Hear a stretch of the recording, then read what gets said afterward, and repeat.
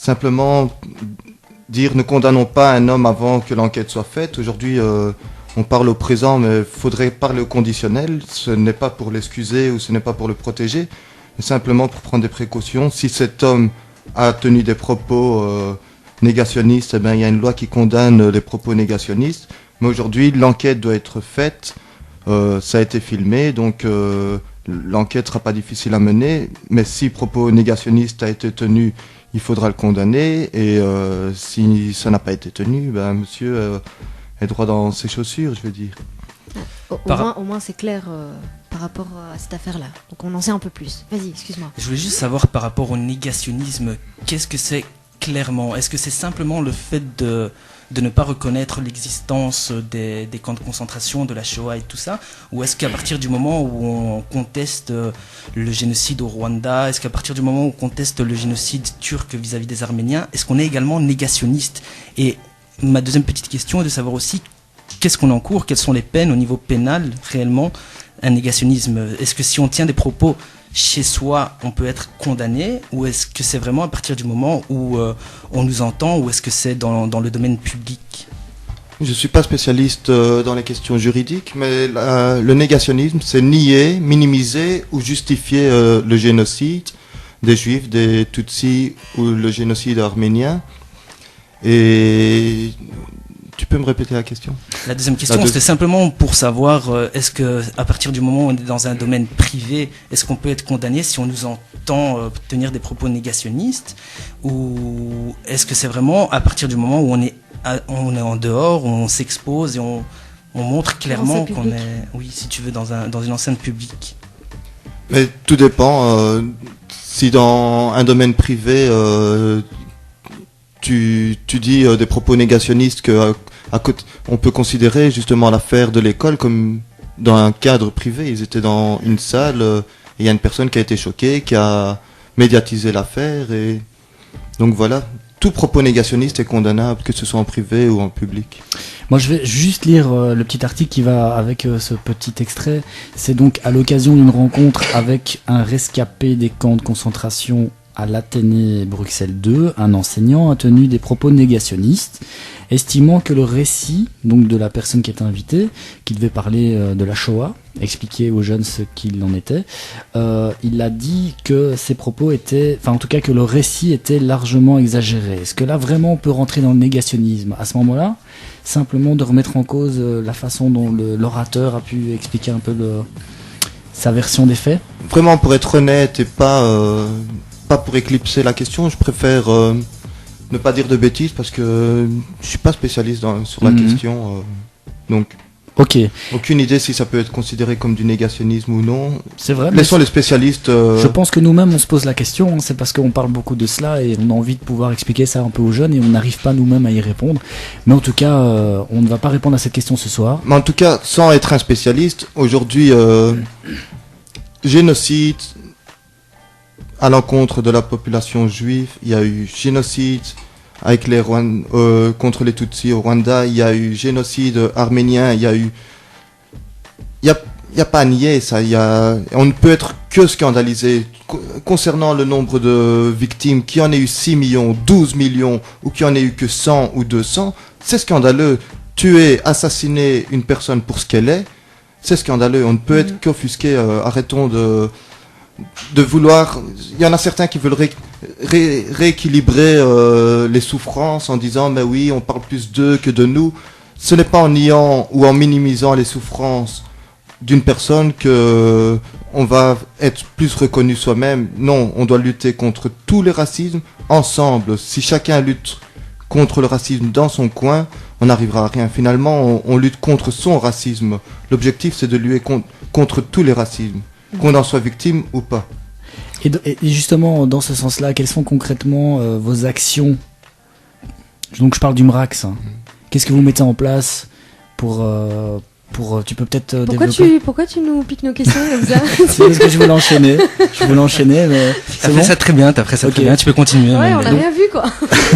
Quelles sont concrètement vos actions? Donc je parle du MRAX évidemment. Agissez-vous plutôt en tant qu'organe de prévention entre parenthèses, discussion avec les différentes communautés, ou êtes-vous également à l'origine des manifestations ou d'actions juridiques? J'ai l'impression que tu as déjà posé cette question. Ouais.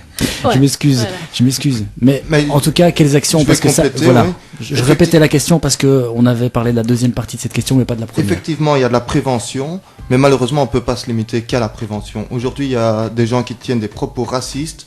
Il y a l'État qui a des pratiques racistes, et contre ça, il faut lutter. Et ce n'est pas en sensibilisant, mais c'est en luttant avec les moyens juridiques qui existent. Donc il y a une loi contre le racisme. Dernièrement, une des actions du MRAX est une plainte qui a été introduite par un ressortissant belge d'origine turque qui a été roué de coups en 99, si mes souvenirs sont bons. Ne tenez pas compte de la date, mais surtout des faits. Donc cette personne a été ruée de coups, Ashkarbeek, il en a été fort handicapé. Il a introduit une plainte qui n'a pas été examinée par les autorités belges. Les policiers n'ont rien reçu comme sanction ou n'ont même pas été inquiétés. Le plaignant a introduit une plainte à la Cour de justice européenne et elle lui a donné raison. Donc la Belgique a été condamnée pour ses propos, pour ses agissements, de ne pas avoir suivi cette enquête. Et voilà, donc la Belgique est condamnée à la Cour de justice européenne pour fait de racisme, rien que ça. Dernièrement, lors de la venue de la ministre des Affaires étrangères israélienne, Tzipi Livni, il y a eu une manifestation spontanée de citoyens à Schuman. Il se trouve que toutes les personnes qui y allaient, qui avaient un faciès qui ne correspondait pas aux blonds aux yeux bleus, si vous comprenez ce que je veux dire, étaient arrêtées systématiquement. Donc le MRAX a été saisi par une trentaine de plaintes, et on a introduit une plainte pour fait de racisme. Là, il s'agit vraiment d'un racisme institutionnalisé, où la police a reçu des ordres d'arrêter un certain type de public et pas tous les publics. Si on aurait arrêté tous les publics, que ce soit la blonde aux yeux bleus et la voilée, le barbu et pas le barbu, ça aurait été des consignes données à tous les citoyens. Mais là, on a fait une distinction entre citoyens, ce qui est intolérable, et donc le MRAX a saisi la justice. Le MRAX a été saisi aussi pour une affaire de logement à Namur. À Namur, on a donné un nombre, le bourgmestre de Namur a parlé d'une ligne rouge à ne pas franchir en parlant du nombre d'immigrés dans les logements sociaux. Malheureusement, des faits de racisme, on en... Mais donc c'est ça, en fait, en général, les gens viennent chez vous, c'est pas vous qui... Non, c'est pas nous qui allons à la chasse. Voir...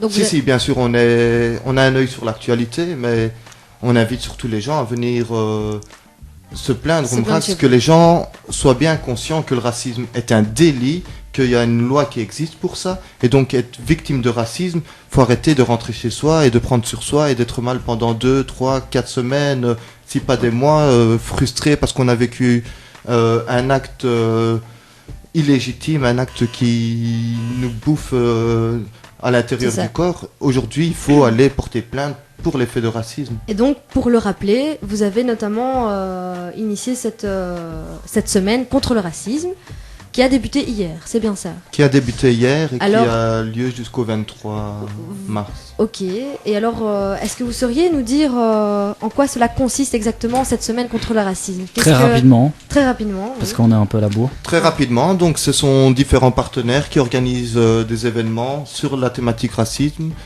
dont vous, aujourd'hui, vous faites partie de la SACRE en invitant un représentant du MRAX et en consacrant l'émission à la thématique sur le racisme. Il y a donc des concours, des actions? Il y a le concours de court-métrage, il y a le concours d'affiches, il y a plein de choses. J'invite les gens à aller sur le site mrax.be ou contreleracisme.be. Impeccable, et d'ailleurs on va recevoir nos invités. Nos invités qui ont participé à ce concours du MRAX. Et qui ont réalisé un court-métrage, ce sont les jeunes de Germinal. Et tout ça, ça sera juste après Michael Jackson, Black or White. T'as vu l'accent? À tout de suite.